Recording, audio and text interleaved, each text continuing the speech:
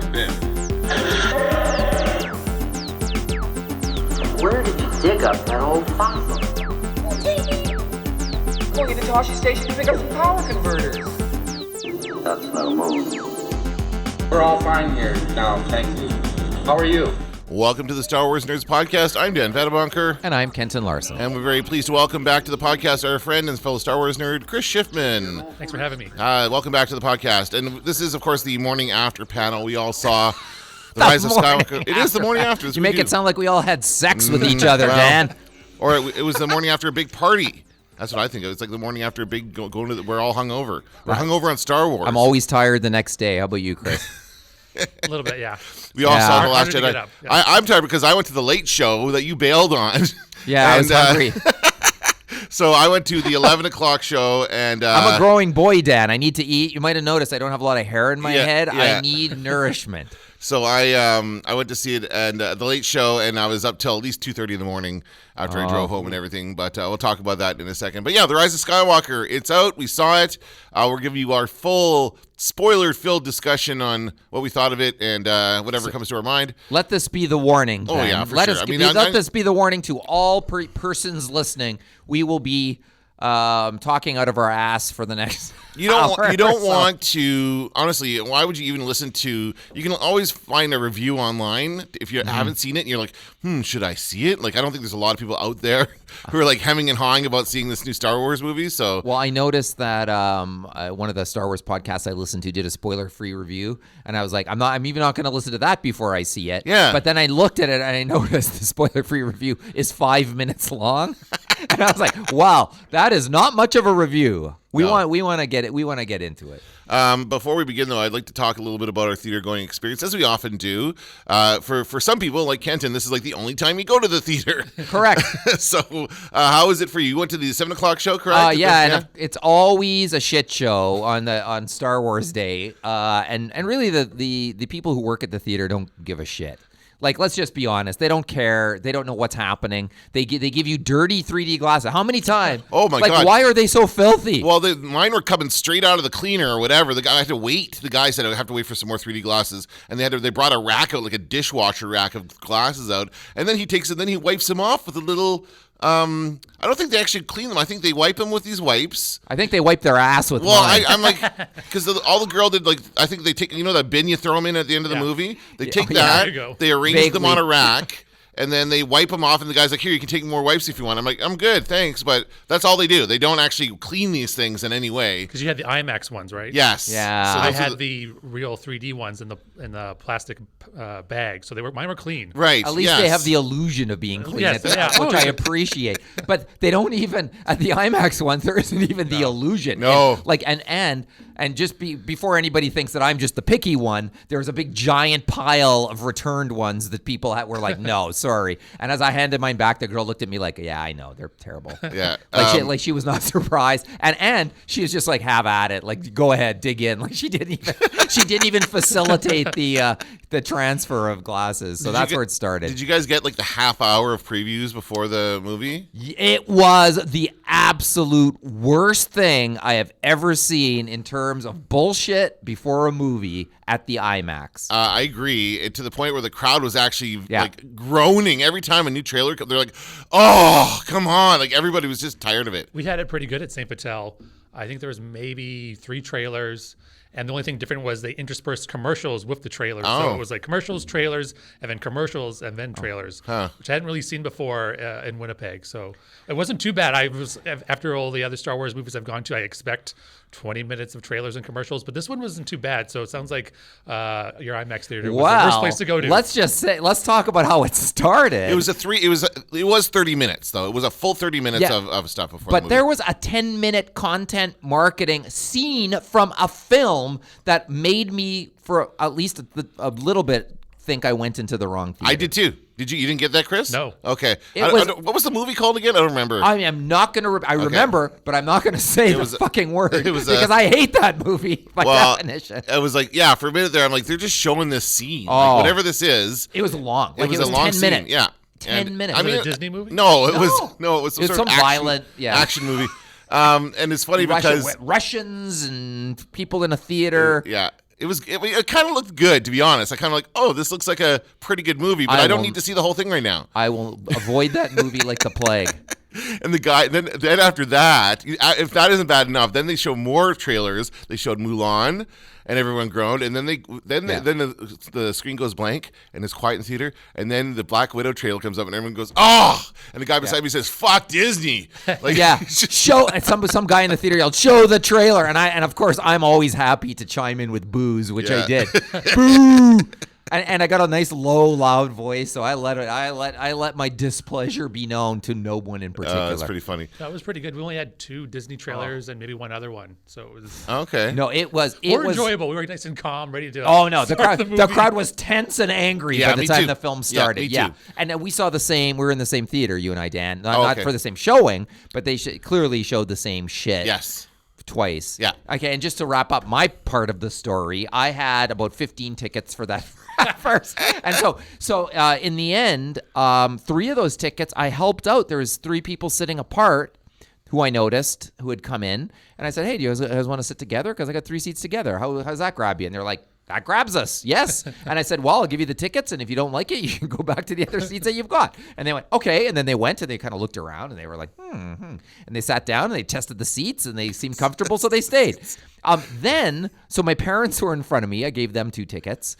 And then we had 2 empty seats next to us, which nobody took.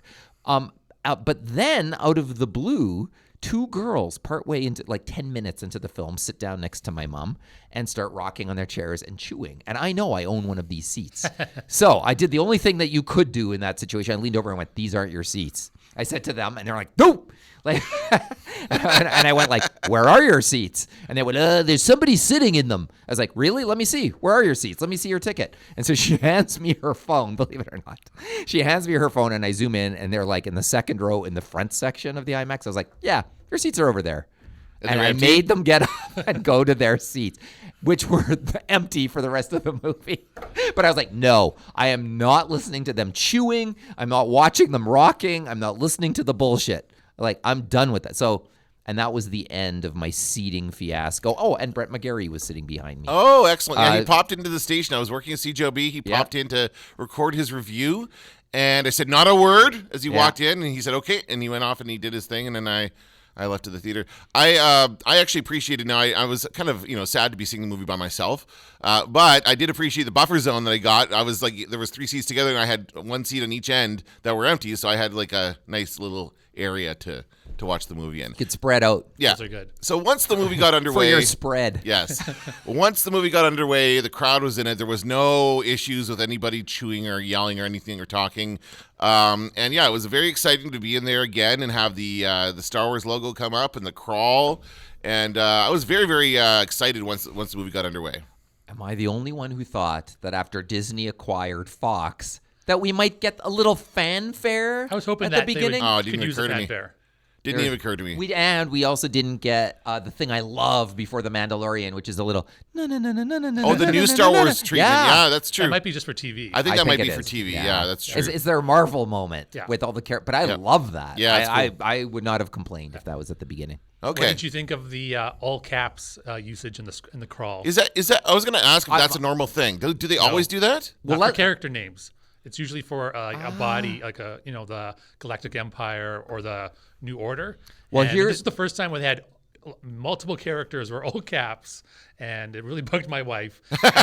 And also when you look back, you would start watching the old crawls, and you're like, there's very little any caps, and they were very heavy on the boomer text. Well, you know what? Here's where I say, as usual, I'm in a panic. I'm in a fit of I need to end the half an hour of bullshit beforehand. Had my mind tied in knots.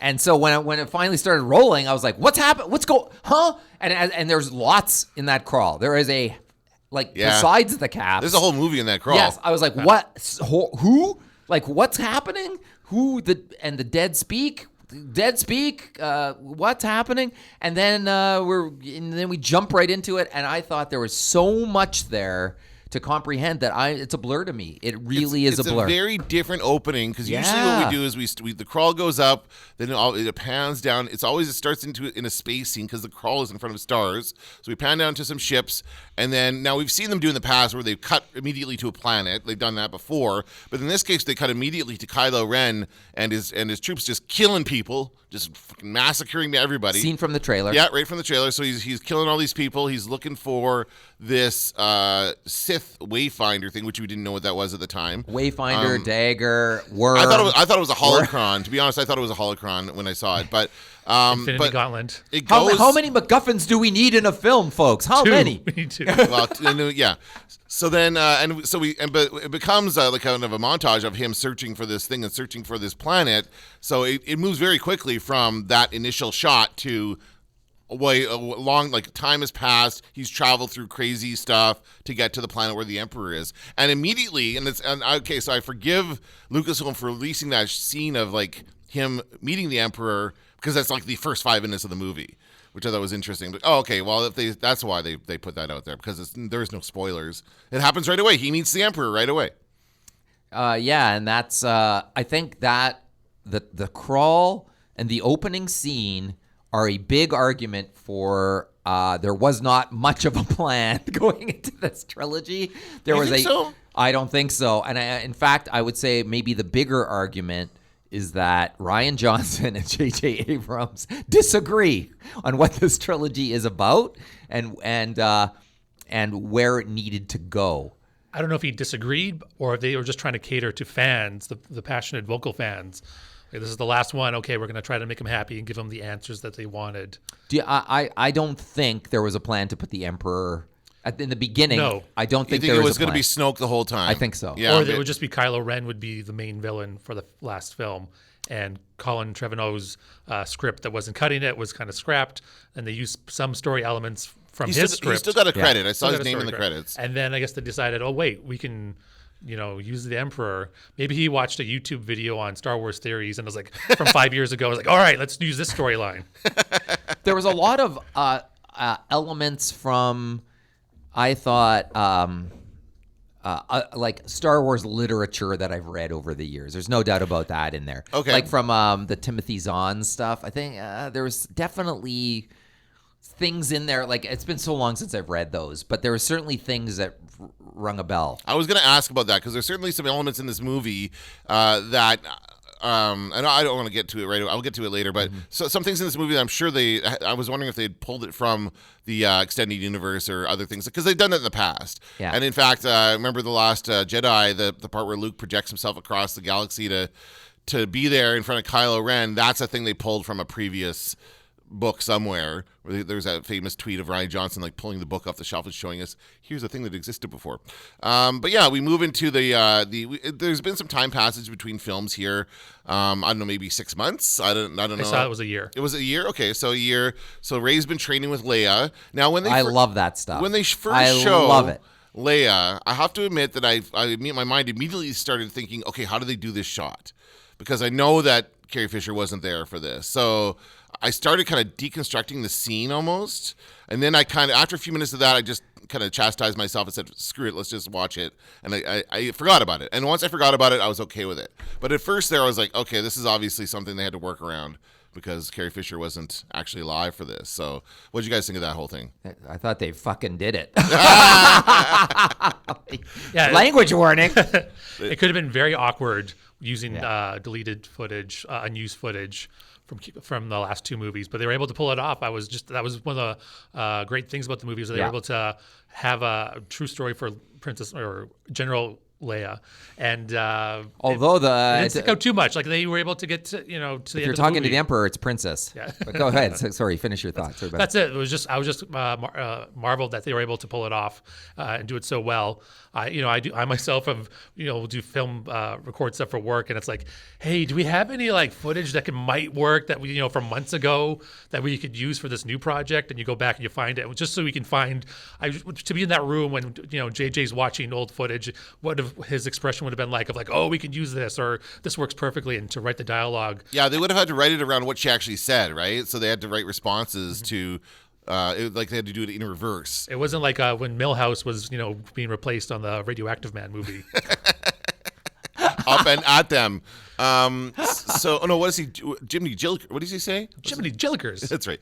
And so then we see them now. Rey's been training with Leia. I love that. I did enjoy that training course because it's so good. Luke training on Dagobah multiplied by 100. Like it's all the stuff that they did on Dagobah, but more so. And I thought for a second there, that drone was like being controlled, but I don't know what was going on there. They had the whole Kylo Ren was looking at Vader's mask. Something was going on, and the drone just kind of went crazy and started I thought it was really trying to kill her for a second. But I guess not. It was just on difficult level. You know what that is? That's your mind racing at the beginning of Star Wars. Like it's the same for me. I don't think rationally or logically, and I missed a lot, I would say. I shouldn't say missed a lot, like I know exactly what you're talking about, but I don't think I absorbed a lot of those details in the first 20 minutes of the film. And then on the other side of things, we have Finn, Poe, and Chewie going off to, and 3PO, I guess, going off to, get some intel on R2-D2 from this guy who lost his head. You really know how to tell a story there. I know. You really can weave a tapestry. I'm trying to remember this. But they go get some intel, and they find out there's a spy in the First Order, and they get some information about what they're doing, right? So they find out. Now, but they've heard, like, at the beginning of the crawl, they tell us Palpatine has kind of announced his presence to the galaxy. Like, he's transmitted, I don't know what he said. Off camera. Yeah, but I mean, that seems like a dumb move to me. I don't know why he would do that.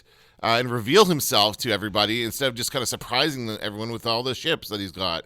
Let's just, launch these ships without anybody knowing first and then announce their presence, What do you think? Yeah, it did seem kind of odd to start right away. Like the Emperor's back. He's already he's podcasting and he's hyping up his return. He's trying to build buzz and anticipation. And let's there's something else happening with the Emperor. Let's just talk about it now. He is underground in a arena of fanboys. Yeah. He's at the Bell MTS Sith Temple with at first I didn't what who are those guys? They're they're like a cult. They're followers. I guess I would guess. So how did he round them up? Maybe they were always around. And, he must have had some, plans, just like in the extended universe, the Palpatine came back, or some form of the Emperor. He must have, over the course of his time as Emperor, must have had I gotta do some life planning. I gotta prepare. Yes. If I pass away, what's going to happen? I have to make some contingency plans. And I guess this cult was like, okay, we're going to clone you, and then slowly build over 30 years a Starfleet, a fleet of Star Destroyers that can destroy planets. I like that they just kind of glossed over that. They're like, okay, now we have planets that blow up. We now have ships that blow up planets, and that's the threat. They also had like other Snokes in test tubes and stuff. That was very quickly established. But also it's zombie Palpatine, and how sure are we about this? And that might be something I missed. But is there any indication of how he? They did gloss over it, but it's like. How he talked about back in episode 3 when he talks to Anakin about stopping death or reversing death. That's what he's talking about. These are the Sith secrets of. So we don't know. We don't know, but the machine is there, and he's a zombie. He's on life support. He's got this giant thing sticking out of life his back. support, or is that some other thing? I thought it could be cloning.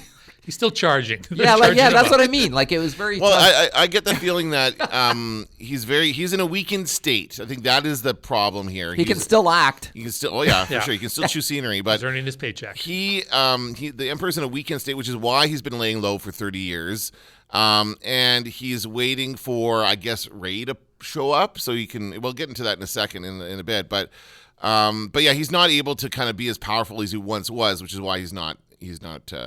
Telling people about him. I don't know. I didn't get the feeling that he was a clone. Because he's so frail and weak, and kind of he's got the eyes. Something was wrong with his eyes. His hands are all gross and messed up. That's from the lightning, I guess. That's from too much lightning. He's shooting too much lightning out of his fingers. He's a lightning addict. Yes, that's right. So we have him, and he's charged Kylo Ren with killing Rey. He says kill. He flat out says kill her right at the beginning. And Kylo Ren's like, nope, I'm not going to do that. I'm going to try and get her. And I kind of figured, like, I think obviously Palpatine knew this as well, that Ren wasn't going to do that. He's going to try and get her on his side, and they'll both try and, overthrow him and rule the galaxy together, because that's what he wanted to do in the last movie. And then, what else? Where are we at? So they get that intel about intel, they find out about it. And if we pause here, there's lots of this movie that I like, but the stuff that I mostly don't like happens between, like, I like the beginning with Kylo going to see Palpatine, but then there's a festival. I like the festival. There's Knights of Ren, and we've been starving for some Knights of Ren since for whatever, how many years. 4 years. Yeah. So we've been starving for them, and a whole lot, and we got our first of many fake outs in the film, where with Chewie. Yeah. And there's a lot happening there, and I'm so happy to see Lando. But what do you guys think about that little passage? I like that whole set. So you liked it? In true Rebel fashion, they concoct a plan in 2 seconds, and we have to go. Like, what were they going to do when they got there? We must go to the Harvest Festival. No, we must go to the planet where Palpatine is. They're like, we have to find out where Palpatine is. And it's like, what are they going to do? Like, they didn't really have a plan. They're just like, we're going to find out where he is and go there. And they have to go to the festival planet, which I thought was fun. I thought it was nice to see a little kind of a colorful kind of exhibition there. And the nice kind of conversation she has with the alien girl, and she doesn't have a last name, and that whole thing. And then we get clues we start getting clues as to her past when they come across that ship. What's the name of the guy again? I'm forgetting all the names. But the guy who was like piloting that ship, she recognizes it as being the one that took her parents away. That whole thing, right? Yeah. You guys aren't saying anything. Well, it's because we're in the part of the film where they throw so much at you there. I was really, all right, well, I was like trying to absorb all of it. Chris, what do you think of that part? I thought it was fine. You bring back Lando, and then you. I like that.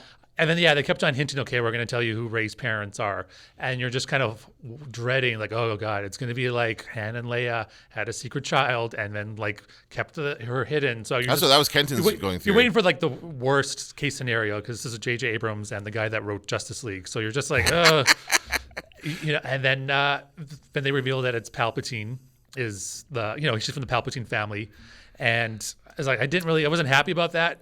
But I accepted it, and I was like, okay, the math works out, but I would have preferred her just not having no connection. He's running around nailing women, like what? Like what happened? Yeah, we don't know that. We don't know who is Palpatine married to. Is he married to anybody? I gotta say, Palpatine. He had 3 wives on Coruscant. I was not expecting. He's like Giuliani. He just gets 3 divorces.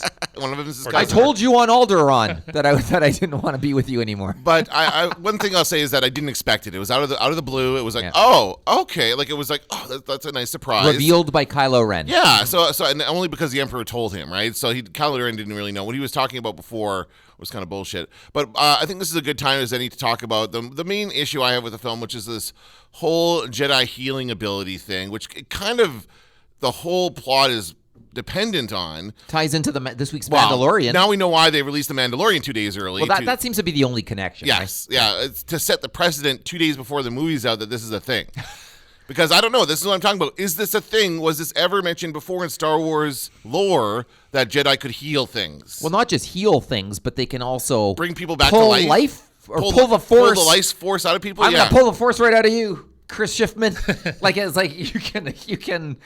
I guess. Well, that's my issue. Like they kind of invented this device for this movie, and we've never seen it before. But the device of I can have a lightsaber duel with you and not even be in the same place. That was cool. But yes, that reaped dividends. Huge. I love that stuff in this film. And set up in Last Jedi. That was one of the major great things that came out of Last Jedi, and that pays off in this film. Like perfect. I have no issue with any of that stuff. I thought that stuff was solid gold, and I like that. I like that Kylo Ren and Rey could speak, and then the element of danger that you can actually not just speak that way, you can actually fight that way. And you can see objects when objects kind of fall, they kind of transport into the other side. Yeah. And they use that to their advantage later on in the film. But yeah, I think that pays off more because it's set up in Last Jedi more than the healing stuff necessarily. Yeah, well, I just feel like the healing stuff is something they came up with to to move it forward at the end. And they said, okay, let's throw this into the Mandalorian, and they have Baby Yoda heal Carl Weathers in the Mandalorian. But yeah, that's again, I've never ever heard of that before. I don't think Chris, is that a thing? Have you ever heard of that? I don't know. Maybe in the expanded universe at some point somebody used it. But if the Sith can bring people back to life or have that power, why can't the Jedi have a healing power? I guess so. I guess it's fine, but I just wish that we'd had some sort of. I mean, it's tough because you have to invent it at one point, so you can't. George Lucas wasn't, like in Empire Strikes Back. Here are all 12 Force powers that we have. These are the only 12, so these are the only 12 we can use. So like every movie, there's always a new Force power revealed. Well, I played Jedi Academy on Xbox, so I can tell you can upgrade to, and there was like 20 different things, and probably healing was one of them, probably. I just don't remember, but there was an entire grid, and you could choose light or dark side. And so you can only choke if you're dark side. And I think this supports your theory, Kenton, that they didn't have a plan going into this. Because if they were going to do this all along, you'd think they would have done something like this in The Force Awakens to show us that she could do it ahead of time, or as opposed to like just throwing it in at the end of this one. I don't know, potentially. I'm not as bothered by that stuff as some of the other stuff that doesn't pay off, I'll say. Well, let's move on then. So she heals the worm. That's when we first see her do it. And then we find out that 3PO, so 3PO gets tons of screen time. I was happy for that. Very great 3PO moments in this film. And so he translates this. And again, I was confused. I didn't know Sith was a language. I thought it was just a religion, but I guess they have their own language as well. So he translates the Sith from that dagger and then knows where the wayfinder is, but he can't speak it out loud because he's programmed to not translate evil languages, I guess, which is kind of an interesting thing. So they have to kind of go and bypass his programming, which I thought was that was fun. That whole trip off to that planet was a fun adventure. Baba Frick is my Baba Frick. Babby Frick. I can't remember. He's my favorite new character. Oh, he's so funny. There's a lot of I'm not crazy about the alien design in general in the new trilogy, the late or whatever the current trilogy, where they kind of went it alone and they sort of abandoned the puppet look. That Lucas, except for Baba Frick, he's a full-on puppet. Like that was great. But I liked him, and I like sort of his non sequiturs, and shows up later in the film in a amusing way. I like that. Yeah, he was good character, and I love the C-3PO stuff. Give that guy as much time in the spotlight as ever, as the original. But there's another droid that maybe.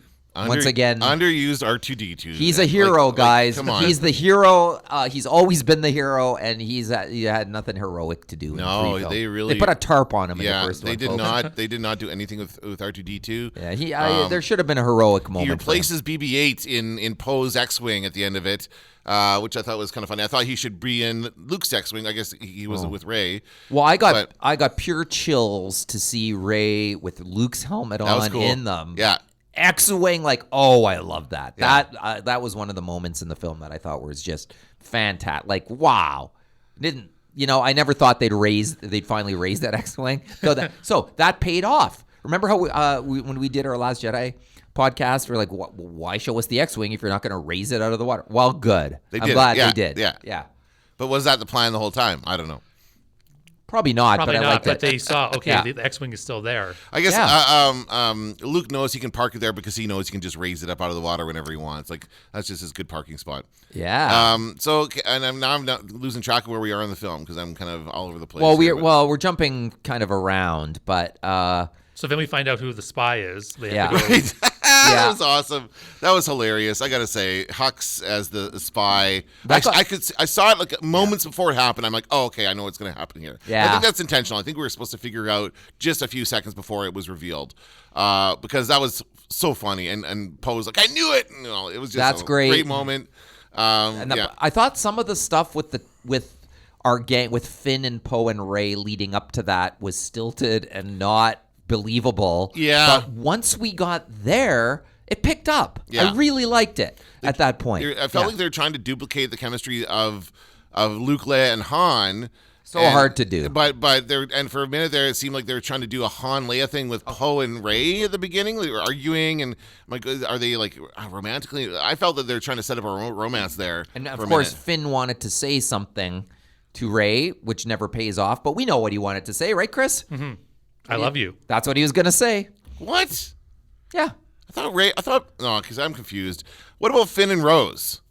Rose is the R2D2 of Rise of Skywalker. And then what about Finn and that other girl that we meet when they get to Endor? They seem to have a thing going on. They have Potentially. share a common, history growing up. Like, Yeah. the same. My wife also thought like Finn would say, "I'm your family," so she doesn't, if she feels alone, that he would say, "I'm," It seems to me that Finn knew about her being a Palpatine, and he was going to tell her that. Because he said Leia knew and he knew. They were sinking in the sand. He goes, "There's something I want to tell you." You're a Palpatine. No. No. No way. They've been hinting it for 3 movies that he has a crush on her. Yeah. I thought they were just good friends. Like, he immediately, like, when he woke up in The Last Jedi, he Yeah. wanted to see her. Right. Yes, that's true. Yeah, that's the thing that they laid the groundwork for. And I think there are some things that paid off in a heavy-handed way and some things that are not explained at all. And there's different levels of success, but I thought I'm happy that they didn't come back to what Finn was going to say. I'm glad, because that would have been one more heaping of icing kind of thing on something already. They'll save that for the Disney Plus spinoff. I'm sure they'll do. The Finn and Poe show. It'll be an animated The series. Poe show. So then they have to go. They find out where the Wayfinder is. They have to go to Endor, which again we guessed that based on the trailer showing the wreckage of the Death Star. So that was a fun little trip over to Endor. It didn't look like Endor from the Return of the Jedi. It was not in the forest, I guess. They were on The forest moon of Endor. right. Well, exactly. Sorry, Is that's that right. was it Yeah. the same? Yeah. Like Maybe it was actually Endor. See, Yeah, it wasn't clear. I think it was Endor. Okay, yeah, you're right. Okay, so Endor, they were on the planet. that was one of the rewind moments where I was Right. like, "What did he say? What? Sorry." Yep. And there's points too. Like, that was one of them. There's also points where it was like, my grandmother's mother told my uncle once that you need to, and I was like, well, sorry, who? What?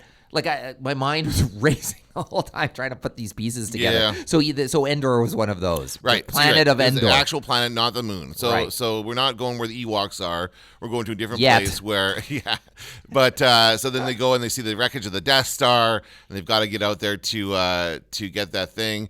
And I like that whole sequence. I was confused for a moment when Rey goes in there and she sees herself, and this is where we see Dark Rey with the lightsaber and everything. And I thought that was the person who was actually there. It occurred to me that it was actually a Force vision, but I guess it was, right? There's no indication that we didn't see that Rey. I thought it was a clone, like you were saying, Kenton. I thought it was a clone of Rey, and that she'd been trained in the dark side, and she was going to fight herself. But then that was gone, and she was fighting Kylo Ren. So, not the clone thing we thought.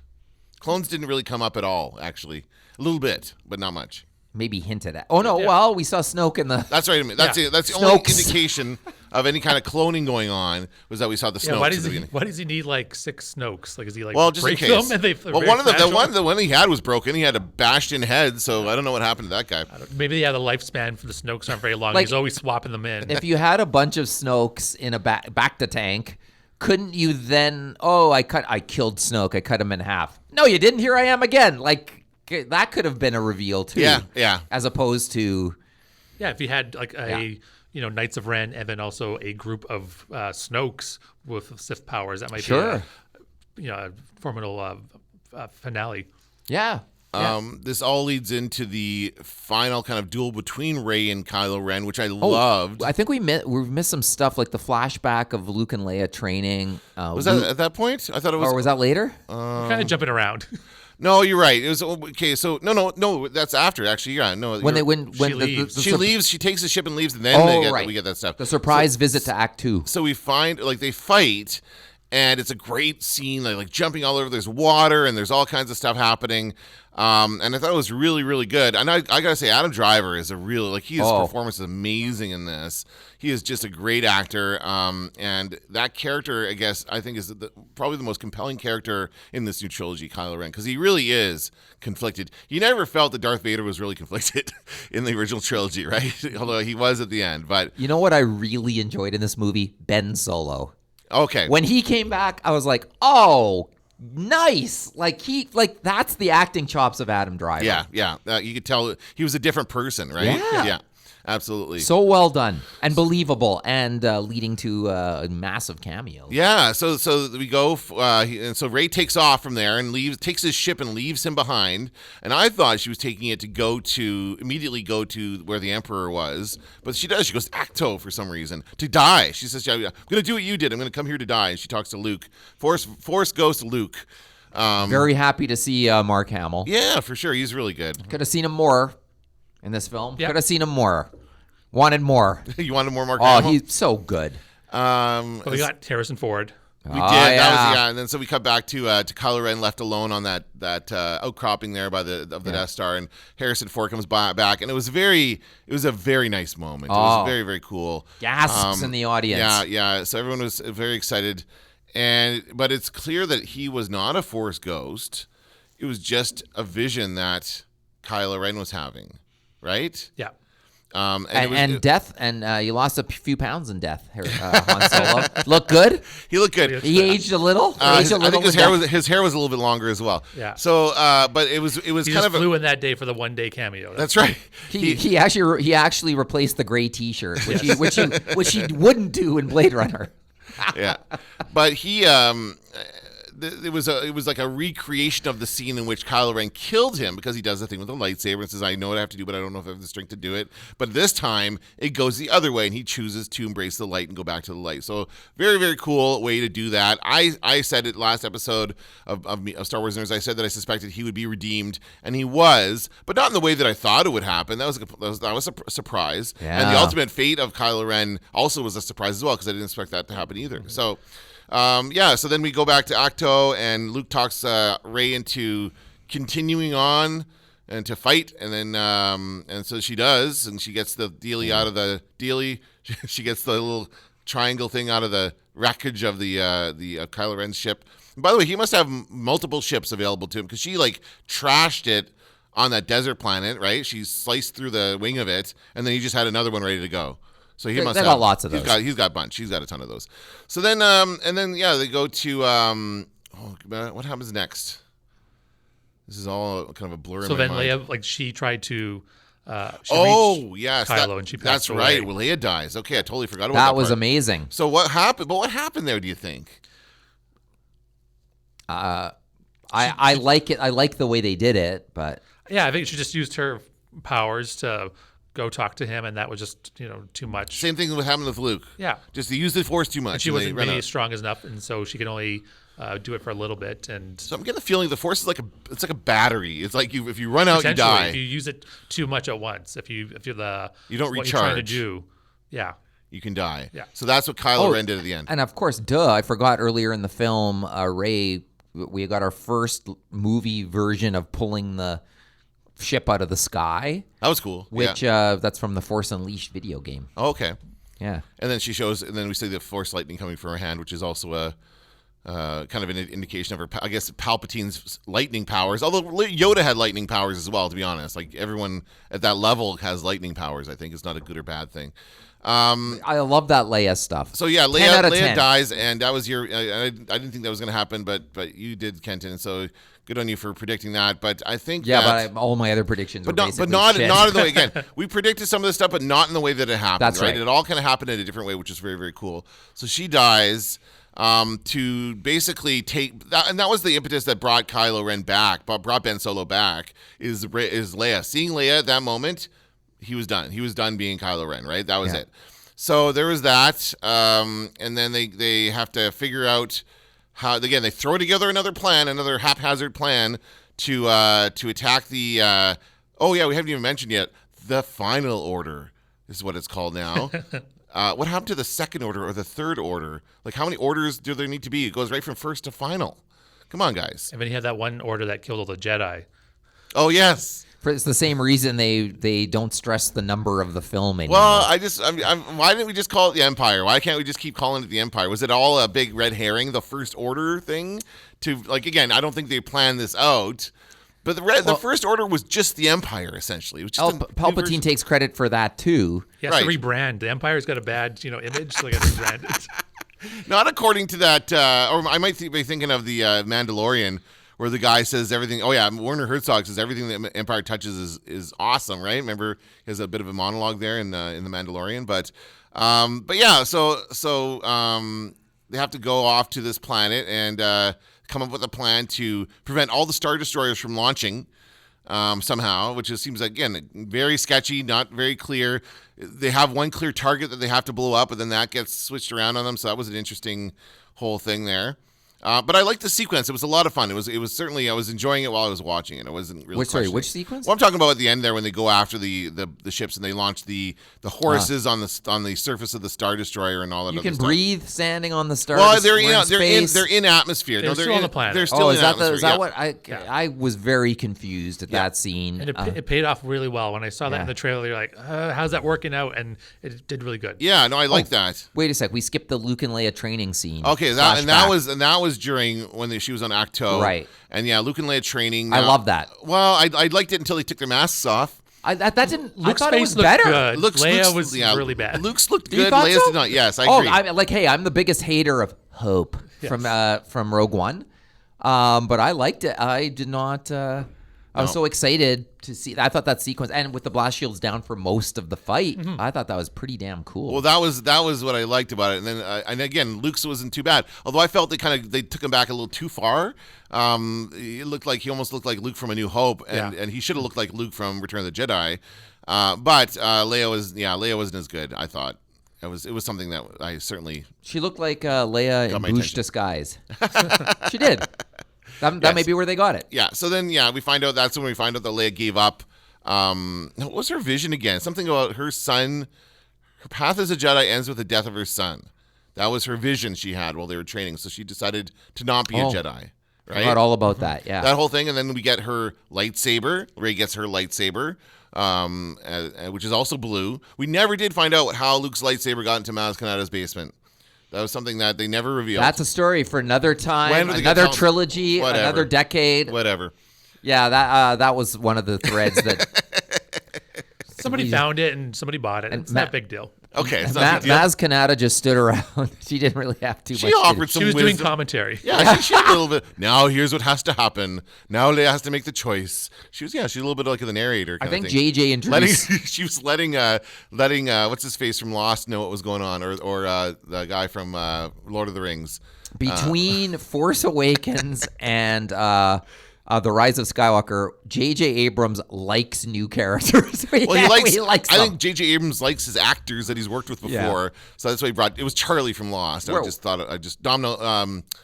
his name? Dominic Monaghan. That's the name of the actor. I was waiting for Phasma to walk through some flames at some point. Yeah, I was too. I honestly thought at some point we were going to see her when they were captured on the Star Destroyer. I absolutely thought that we were going to see that. I thought it could happen. Yeah, for sure. So then I know we're skipping over parts. We're jumping all over the place here. Yeah, because things are occurring to me. But as I say, it's a difficult film to remember the order that things come in. Yeah. Well, plus we've only seen it once, right? Yeah, so we're going to go see it again multiple times. But I'm trying to think of what else happened here before we move on to the final act. The final act 2. Well, there was Poe had his doubt. How are we going to win the war? Yeah, and he doesn't. We don't have enough, so they send off Chewie and Lando to drum up reinforcements. Which was successful. Let's just pause there. Great to see Lando and Chewie together again. Although we did, you know what Lando did not say? Chewbacca. Or whatever. How does he say it again? Chewbacca. He's got his own distinct way. Yeah. We didn't get that when he saw him again, but I thought that would have been nice. And the other thing is, Lando's droid consciousness is loaded onto the Millennium Falcon, and there is zero callback to that moment. And I thought that's the missed opportunity in this film that the Leia hugging Chewie was in Force Awakens. Yeah, I could agree with that. I think that, obviously Lando interacts with the Falcon lots in the original trilogy, and there's no mention of that because they hadn't decided that at that point, right? But there is an opportunity for them to say, hey, what's her name again? I don't remember her name. It's because no one saw Solo, so if they had that in there, no one would get it. Oh, harsh. Hey, harsh. I like It's the Solo. truth. So, Billy D. Williams did not see Solo. That's what that means. He heard about it though. Yeah. You didn't realize somebody tweeted that Billy D. Williams' name is William Williams. Is it? It's Billy. Billy is. Oh yeah. William B. Williams, SCTV, one of the great SCTV characters. All right, so we get into the final act here. It was really cool. Rey gets to confront the Emperor, and then Kylo, I should start calling him Ben because he was kind of Ben Solo at this point, follows up, and he's along there for the ride. He kind of follows her there in a TIE fighter, and I love that whole sequence. I was honestly, I thought for a moment there that she was gonna go dark. Like I really did. I was just completely engrossed in the movie. And I really did like, oh my God, this is the only way to save them. What if? Well, it was, again, you're meant to feel that way, right? And now, from experience, we know that it's not going to go that way. But at the time, I didn't think about it. I was just so into the movie that I just, oh my God, she's going to go. And then she's going to fight Kylo Ren. And then blah, blah, blah, and all that other stuff. And that's not what happened. I thought she needed the black uniform like Luke had in Jedi. I remember seeing the previews for that and going, he's dressed in black. Yeah. Oh no, this is a bad sign. I thought they could have pushed it further than what they did. They could have really made that decision way harder. So we learned the plan was to get her there all along, that Palpatine could foresee that Kylo Ren was going to betray him, and the plan was to get her there so he can inhabit her body. He wants her to kill him so that he can take over her body and then be the Empress Palpatine of the galaxy. And I understand at the time it felt legitimate, but now I'm sitting there going, why can't he just clone a body and go into it? Like, I don't understand that kind of stuff. That was what happened in the extended universe. He cloned himself and then would transfer into those bodies. But that's not what's happening here. He has to go into hers. And so then... and let's be honest, Palpatine really isn't in the film a lot. He's not. No. And yeah, that's just he's there when he needs to be there. Similar to Return of the Jedi. Yep. He's there for, beginning, middle, and end. And he's not in the original trilogy much at all. He's not in the first one at all. Barely in the second movie, and only in the Return of the Jedi a little bit. It's the prequels that lay the table for what he did. Yeah, and I don't know about the math working out there, Chris. I think that he is like old enough to be Anakin's father in the prequels. Right. For him to have a granddaughter who is the approximate same age as Anakin's granddaughter means that he was like having kids into his 60s probably. Like, I don't know how old his son was or anything, but I don't know the math. What are we talking about, though? Him actually having sex and having a child? Yes. Or no, but it's already been established that he could manipulate midichlorians to, when Anakin was born. No, I think this has got to be, did the Force do that? I think the Force did that. I don't think that was anything having to do with the Emperor. I mean, he could have had a child in Episode 2. When he was still kind of like more Palpatine than Emperor, he probably had a wife. Yeah, and that child would be around the same age as Luke, and then this is 30 years after. Right. Okay. Yeah, I get that. Yeah, kind of works out. So not that far off, I guess, depending on the age of everybody. So Yoda had sex and Palpatine. We don't know that yet. We don't know that. Not Yoda with had each sex. Other. No. We'll see. We'll see next week what's going to happen with Baby Yoda. But So then, we get into the big final fight, and it was great. Like like you said, Kenton, that scene where Ben Solo takes on the Knights of Ren, and they pass the lightsaber to each other through the vision, which is super cool. And he kind of perfect. There are little moments in that where, like, Ben just goes, he just kind of does this little gesture, like, okay, I'm ready. Like, let's come at me, and he you could. Just amazing performance. I also liked Ben Solo jumping onto the pillar and going, ouch. Yeah, that's funny. Yeah. Great. Hey, Ben Solo. He's got a sense of humor. Yeah, that's he's like more of a regular guy than the uptight, insane Kylo Ren. I love that performance. He's just so much less stressed out. Yes, it's so good. I just love how he played that. I could have had way more Ben Solo in this film. Yeah, just so good. It was great. And then we get into the final battle, and very similar to a lot of other Star Wars battles where they're fighting TIE fighters and they're going in and blasting things, and they have to get to the one thing at the end that they have to all blast together. And then and there's a genuine moment of despair there, and when Poe's like, nobody's coming, this is not going to happen, and then boom, everybody shows up. I thought they could have pushed that further. What do you mean? I think the despair needed to be greater. I think it needed to be. We should have lost a character at that point. Probably, right? Probably we needed to raise the stakes there. It was a great shot of all the ships coming. Oh, that's fantastic. The goal of the fight, though, was unclear. Of that part was unclear. I thought they needed I needed a stronger focal point. Well, they just threw this plan together. We think if we shoot their guns, the whole ship is going to blow up. That's basically what they say. Right. And they do that, and lucky enough they do blow up, but still. JJ's friend, Greg. Oh yeah, Greg Grunberg, he did die. He did right. die. That's right. the character you get. There we go. Snaps Wexley died. Okay. Yeah. Well, and by the way, I liked him in there. I liked him in the worked. film. Yeah. Oh, and we got we saw Wedge for one split second. Oh, come on, disappointing. And all he's doing is like, let's go, Lando. Like he doesn't. He even sounds like he's got they've got his British accent in it, not the guy who did his voice in the original film. I think they had to make some concessions. Right, Wedge. exactly. Yes. To get the actor to come back, he's like, I got to use my own voice. They're like, okay, fine. But I think he sounds more like 3PO than he does I think that Wedge. dude needed to be in an X-wing. I don't think they needed to give him Why was he in an X-wing? an age-appropriate job. No. He needs a senior ship. He looks into the camera and goes, "It's a living." It's hard out here for a 65-year-old pimp. Oh man. So I liked. At first, I thought, and of course, we had a John Williams cameo. That was cool. In the film, that was cool. Very John Williams. And at first, I thought Wedge was Anthony Daniels. For a minute. They They kind of look similar, but yeah, you're right. It looks kind of. But again, Anthony Daniels has like so many great moments. 3PO has so many great moments in this. What do you guys think of the new droid? The new little It worked. baby talk droid. It wasn't annoying. I did again. Don't see the need for more Unnecessary. droids. At this point, we've got enough droids. We don't need any more. More R2D2, less whatever that was, and I think we missed the big opportunity. His name's Dio. I thought BB-8 needed to blow himself up to do something. I thought obsessed he with that. looks like a bomb. But this is the movie where we realize not only is he a bomb, but when he goes off, he wipes out the entire fleet. He did get damage at the beginning of the movie when Rey dropped a tree on him, so he took a little bit of damage there. But we never got the sense of BB-8 being Rey's best bud droid like Luke and R2 were. Yeah, no, you're right. Yeah, Because it's Poe. Like Poe and BB-8 are best friends. but again, BB-8 was not with him.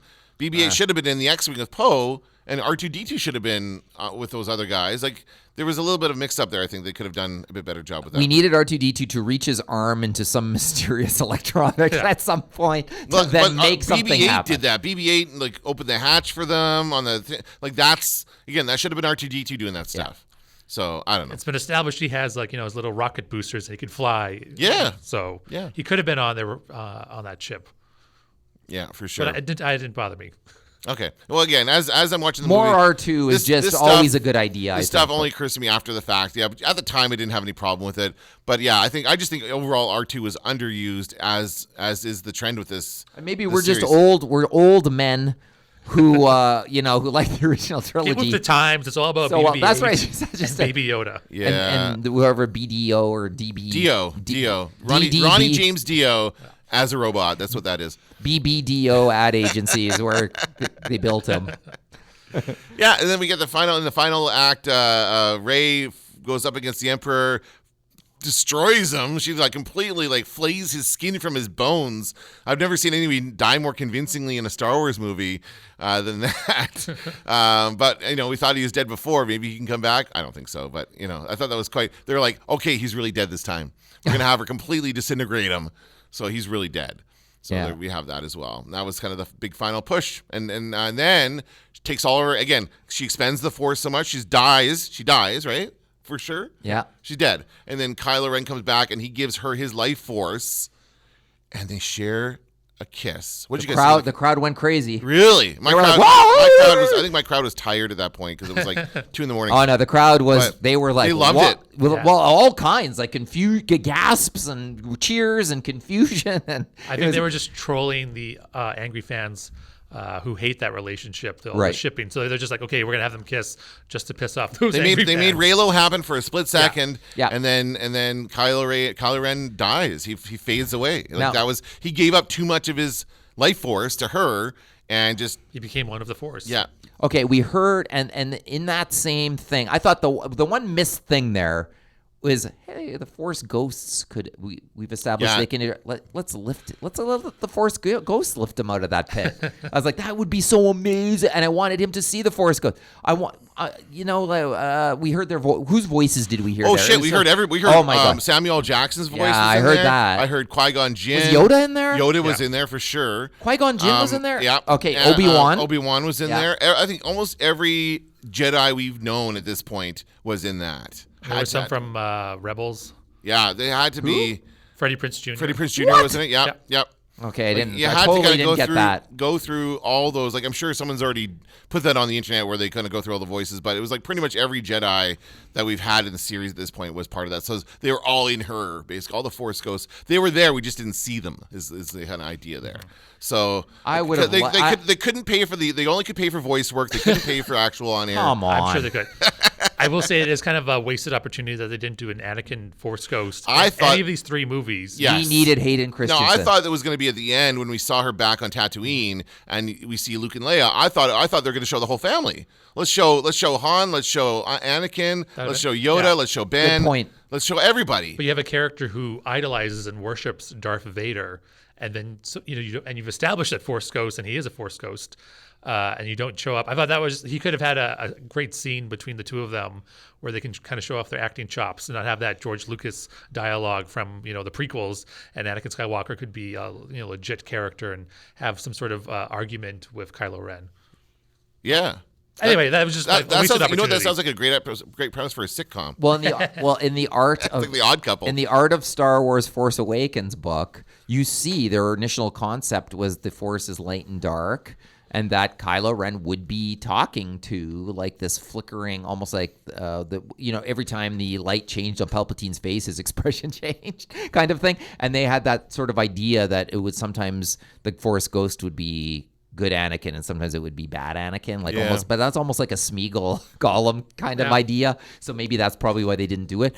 But I do think, like, all along we've heard about the Chosen One, right? And I think that's kind of been lost along the way, and having that Hayden Christensen Anakin come back would fulfill the prophecy. I think if JJ really was making, like as he said, an end to the 9 film series, they should have had Anakin in there. That would have been a little more. Yeah. Did we hear his voice? We heard, probably. We heard, his voice. We heard Vader's voice. Was it a new line or was it an old line? I think it was like Ray. Like they were giving the encouragement at the end. When they were giving her the pep talk. I think that he ties it back to the first film, to A New Hope, when she goes back to Tatooine, to Luke's house on Tatooine, but that doesn't bring it back to Anakin Skywalker in like episode 1. They could have gone there. They could have gone to Anakin's house instead of Luke's house, kind of thing. So. But yeah, I would have I think Hayden Christensen. I was kind of opposed to the idea before, but now I feel like it should have been in there for sure. Anything else? What else do we want to say about this before we wrap things up? Well, we're gonna give it a rating, but before we do that, I thought the highs were very high. Like I had tears in my eyes during some of the stuff. Like during seeing Rey in the X-Wing with that thing, I was like, oh, that's so good. Seeing the Leia stuff was just mind-blowing. Seeing Han Solo was that for me. That was a big, kid. Like that, when he said that, I'm like, oh my God, it's beautiful Han. scene. Yeah. And we got one more Han Solo, I know. I never thought of that. Yeah. Watch it again. Right. Luke Skywalker. Oh my God! Somewhere with his hair. His hair wasn't quite the same as it was. They didn't have the same hairdresser in the set. Death is hard, as these characters show us when they show up as ghosts. You just don't know what you're gonna see. But my favorite moment was when Chewie got the medal presented to him. That was funny. I love man, that was out of the blue. It surprised me, and I watched all 10 movies leading up to this one, so I just saw A New Hope recently, and that bugged me when I watched it again. That how have they not given Chewie a medal? And all the re-releases that they've done on Blu-ray and Disney Plus, they couldn't film a little insert. They can add McClunky, but they can't add a freaking medal to him. So it was great to see him get that medal. That was like, and of course, Maz has it. How did she get the medal? I don't know. We're not going to find that. That's a story for another movie. Whatever. Leia had it. Like it kind of, she had it earlier. Okay. And so it kind of redeems JJ. He, famously regrets having Chewie walk by Leia when Han had died in The Force Awakens. Yeah. And then goes right to Rey. So he kind of makes up for that by having that Chewie medal scene, I thought. Yeah. I would also say I give a 10 out of 10 to the Luke and Leia training scene.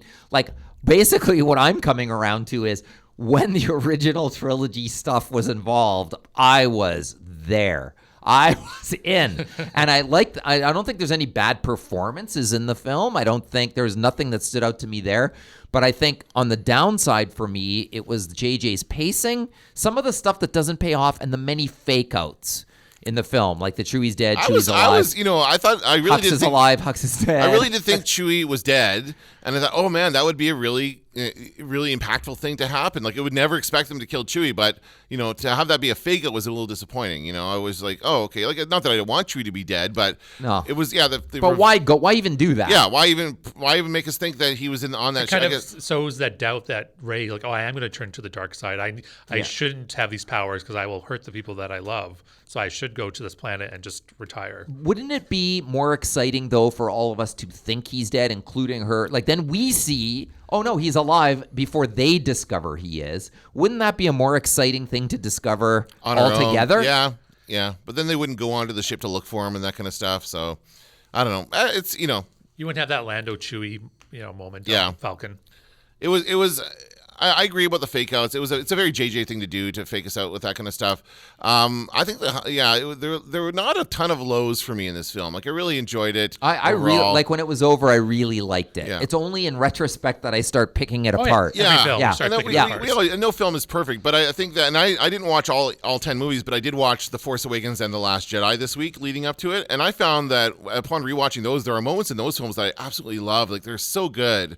The whole trilogy is really good. Like, if you take it, I was worried The Last Jedi was going to stand out as being the weird one, and it is a little bit, but I still like it almost as much as I liked it the day I saw it. So overall, I think this is a great trilogy. It's it's a great end to the saga. I really hope they don't do anything else. I really don't want to see any more. Oh, come on. They're all alive. I what do you think's going to happen? No, I don't. They'll do spin-off series. I don't know. I just want it to end there. I just want it to be over. And then the Luke and Leia story is over. No, it's over. And Han Solo, it's over. But the three main cast, I could definitely see them back in a different movie or in a Disney Plus show. You got it. I do think that it'll be a movie. We talked at the beginning of this episode about how you said they didn't have a plan for the trilogy going forward. I think one thing they did have planned out was that Han was going to die in the first one, Luke was going to die in the second one, Leia was going to die in the third one. I think that was always the plan, and they didn't stray from that, even when Carrie Fisher died, and kind of gave them an opportunity to do that for real.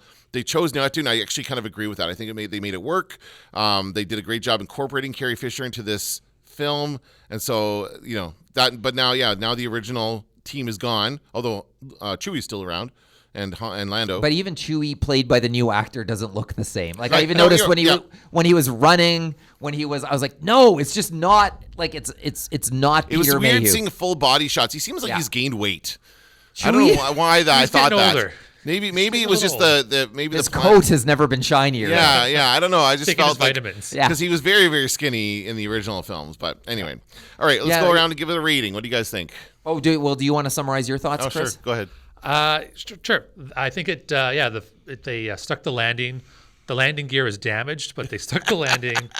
How damaged was it? Pretty damaged. They're just gonna take a day to fix. Okay. But overall, I enjoyed the film. It was a satisfying ending to the whole saga, to this even sequel trilogy, and I'm very fortunate that I enjoyed it, because it seems every film there's always angry Star Wars fans who don't like the movie and they're very upset, and I'm very happy that I got to see all these three and had a great time at the theater.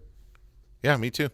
Yeah, I really enjoyed it. There was a guy sitting next to us, and he was by himself, and when he left, I said, "How'd you like it?" He was, "It's okay."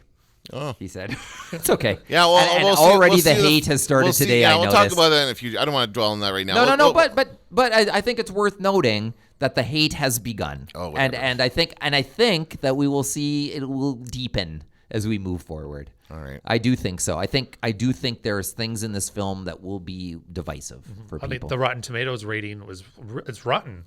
Is it today? That's weird. That's so what weird is it? to me. Like 58, 50 something. Okay, well, it's not. It's definitely better than that. Come on. Oh, for sure. Yes, I saw that. I was like, I'm not going to look, but I did look, and I saw that it was 58. I'm like, that's quite low. I know, it's Star Wars, but especially because the other two were 93, 91%. on Rotten All right, Tomatoes. so let's there was do obviously the rating. Yeah. And tell me where you. Now, there's no way we can rank this as the overall thing, because I really don't think anything's ever going to beat the original trilogy for us. But what would you give it out of 10? Kenton, start with you.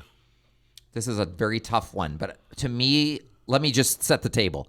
For me, the highs were so high. There's so many 10 out of 10 moments in this film that and actually brought tears to my eyes, which I can't say that I don't think The Force Awakens did, and I don't think Last Jedi did. I was excited to see Luke in The Last Jedi, but the highs were indeed high in this film.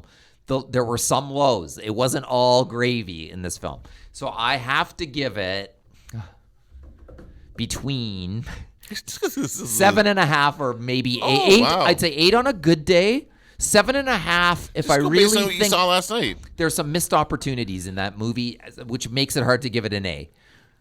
Okay, I'm going to give it an 8. But I could give it an 8, a 7.5 on a bad day, and 8 on a good day. I can't remember what it gave the other films, but I think we were all in the 7 and 8 territory. I'm going to give this an 8.5. I think that the lows are not as bad as the lows in The Last Jedi. The Canto Bite. When I rewatched The Last Jedi, I skipped all Canto Bite stuff. I did. You should have watched it. There's nothing wrong with it. I watched it again. I'm like, how do people not like this? This is shorter than the pod race sequence, and it's not as annoying and juvenile. Okay. It's actually Star Wars. It's a new planet, and it brings up some great points that are. Did you enjoy Never brought up another Star Wars. Did you enjoy DJ's return in the current film? No, nobody did. No, because he wasn't in there. That's right. Now, so I would say 8.5. I think it's of these three. I think I like this one the best of the new films. I like this one better than the other two, but the other two are still good.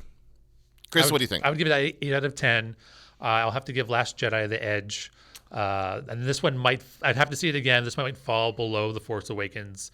I had a great time. Each film had its own kind of feel. The Force Awakens was that like nostalgia, that like re-seeing, your favorites again, that kind of adventure. And The Last Jedi was the, all the unexpected twists, and like this is not how Star Wars films usually go.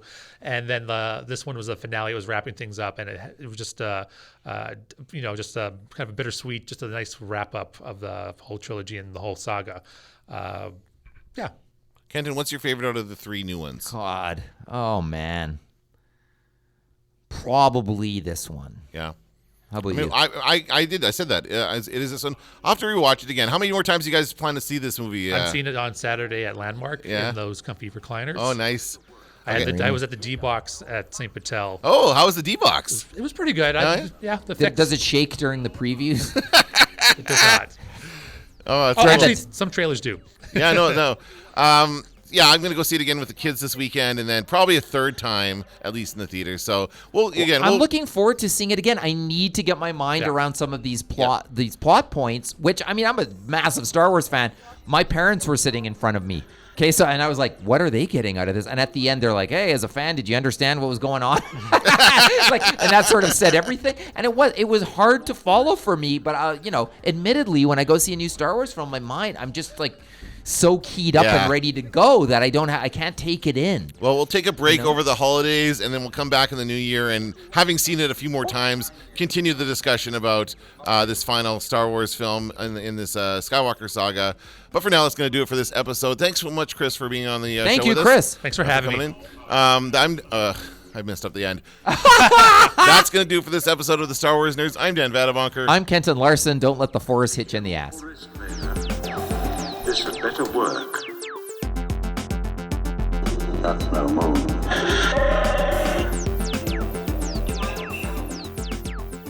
Going into Toshi Station to pick up some power converters. Now I am the master. I'm taking an awful risk, Vader. This had better work.